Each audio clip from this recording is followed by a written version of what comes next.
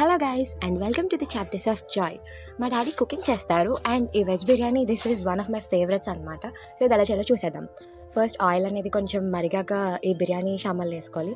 ఆ తర్వాత chilli onions వేసుకొని ఆనియన్స్ కొంచెం గోల్డెన్ కలర్కి వచ్చినంత వరకు ఫ్రై చేసుకోవాలి.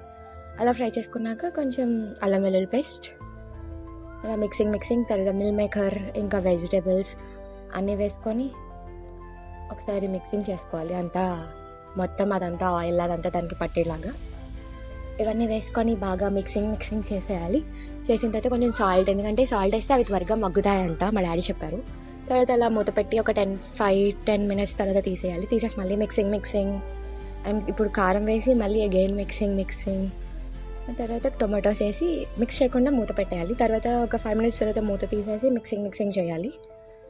మిక్సింగ్ చేసిన తర్వాత మళ్ళీ చేస్తున్నారు మిక్సింగ్ అండ్ ఈ తర్వాత కొంచెం మేమైతే 2 గ్లాసెస్ రైస్ తీసుకున్నాం కాబట్టి వాటర్ 5 గ్లాసెస్ వేసాం. తర్వాత ఇదేదో ఆకు నాకు తెలీదు, అది ఇలా బాయిల్ అయినంత వరకు మరగాలి. తర్వాత రైస్ కూడా వేసేయాలి అలా బాయిల్ అయ్యాక.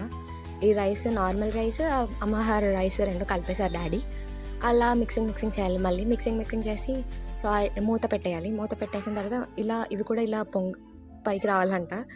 ఆ తర్వాత అలా మళ్ళీ మిక్సింగ్ చేసి ఆ టేస్ట్ చూడాలని చెప్పారు. ఇప్పుడు టేస్ట్ చూసి అలా మిక్సింగ్ చేసి మళ్ళీ మూత పెట్టేశారు.